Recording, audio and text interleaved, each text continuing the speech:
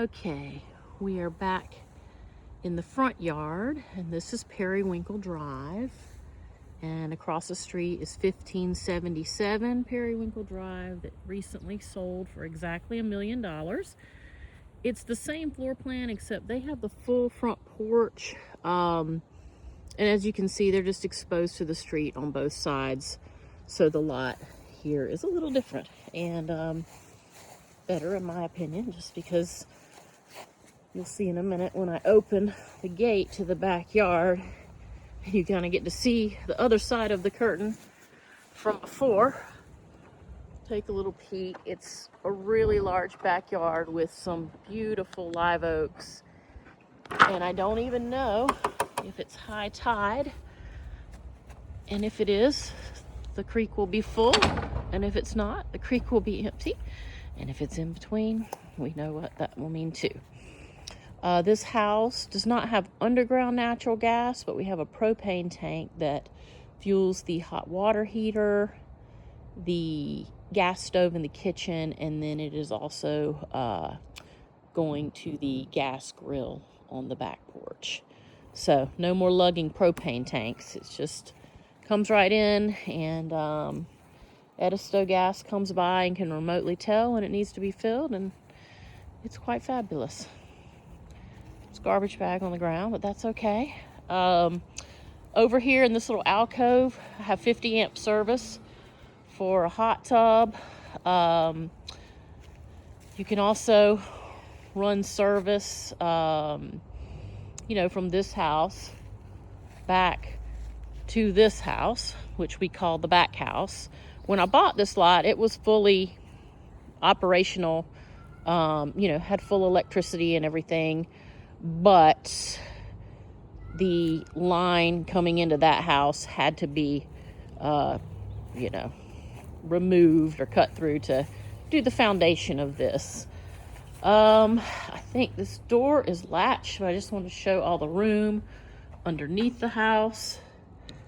Yes, this is terrible video, but, I just kind of want to give people an idea.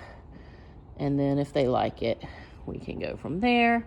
One unique thing is, I had the builder plumb cold and hot water right there. So there's a drain and cold and hot water. If you want to do an outdoor shower or a sink or, whatever. And then I envisioned a hot tub, swim spa going under here because we have our 50 amp service right inside of there. That's the bottom of the box, and if you don't know, it's a lot more expensive to do these things after the fact. So the propane to the grill, the 50 amp service, we did all this at the time of construction, the plumbing under the house, and we think this property just has amazing potential.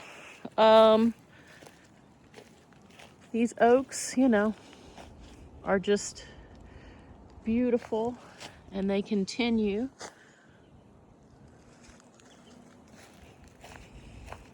This is what I have come to call the back house.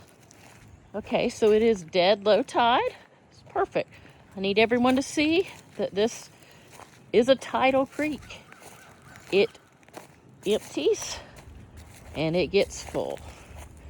Let me zoom in on my neighbor's dock down here.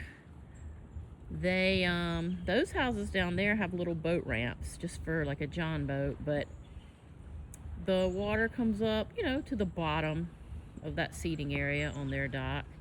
And then my neighbors here have a floater that's obviously, all right, dead low tide.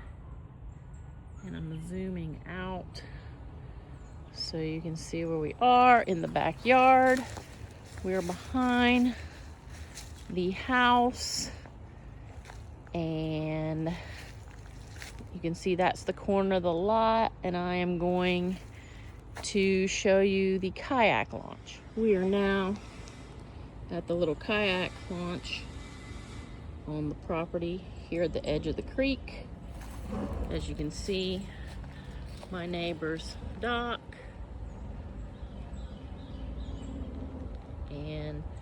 The picture that you see with the listing is the creek full. The creek is typically good for kayaking about 4 hours on either side of high tide. It's got about an 8-hour window. As you can see, the back of this house, we started some reframing, and it is not yet finished. It is a work in progress. We were going to restore it either to the detached garage or make it somewhat of a pool house, because there's plenty of room in this backyard for a pool. And look at this big white bird. We get a lot of birds up in here during low tide because fish get stuck in the little tidal pools when the tide goes out. So a lot of good bird watching up in here. Crab trap. You can catch blue crabs right out of the creek. I do not know. Traditionally, I think you're supposed to use like chicken parts, but speaking of chicken parts, you may hear a chicken in the background. We are in unincorporated Charleston County, so there is no HOA. You can have chickens, should you so desire. Just wanted to show, if you're going to have a pool, I'd be somewhere in here, and this would obviously be gone at the entrance to the pool house or whatever you use this for. I mean, you could almost just make it a large screened-in room or open pavilion if you really didn't want to, invest a whole lot right now. There are leaves on the roof that need to come off. There are areas that have been stabilized but need some further work. But she's watertight. When it rains, no water gets in. Last but not least, just going to take up here inside. As you can see, there was some stabilization just to get everything, took down some walls in between rooms, and now it's just one big open area. We're in the process of just getting it completely empty and cleaned out, so it will just be an empty shell. We were trying to decide if we were going to leave this wall or bring it back a little bit, just for added support.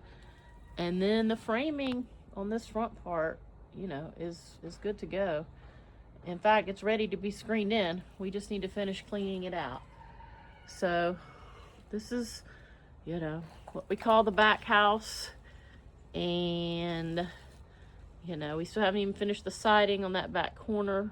A piece needed to be replaced. And then you can see that yellow is the back door.